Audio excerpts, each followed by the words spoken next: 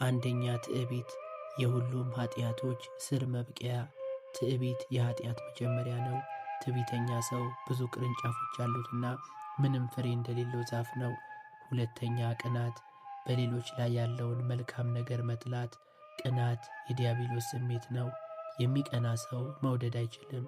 ሦስተኛ ቁጣ፣ ነፍስን የሚያቃጥላት እሳት። የተናደደ ሰው በፈቃዱ የሚጥል በሽታ ያለበት ነው። የቁጣ ነፃ መውጣት መጀመሪያ ልብ ሲናደድ የከንፈር ዝምታ ነው። አራተኛ መንፈሳዊ ስንፍና፣ የነፍስ ግዴለሽነት። ስንፍና የነፍስ ሽባ መሆን ነው። እግዚአብሔር እንድትዋጋ ሲጠራ ሥራ ፈት ከመሆን የበለጠ የሚያሳዝን ነገር የለም። አምስተኛ ስስት፣ ፈጽሞ የማይረካ ልብ። ብርን የሚወድ ብርን አይጠግብም። ሀብትን በግፍ የሚሰበስብ ሰው ለራሱ መቃብር ድንጋይ እንደሚሰበስብ ነው።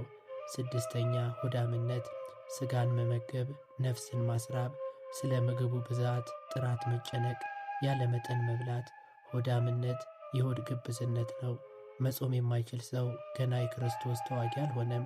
ሰባተኛ ዝሙት፣ ወደ ባርነት የተለወጠ ፍላጎት። ዝሙት ነፍስን ፈሪ ያደርገዋል።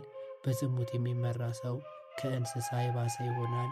ስሜቶችን ትንሽ እንዳሉ ቁረጣቸው፣ ምክንያቱም ከበቀሉ እንደ ተራራ ይሆናሉ፣ ለመቁረጥም ያስቸግራሉ። ቤተ ክርስቲያን ይህን ትሰጠናለች። ንስሐ፣ ጾም፣ ጸሎት፣ ንቃት፣ ትጋት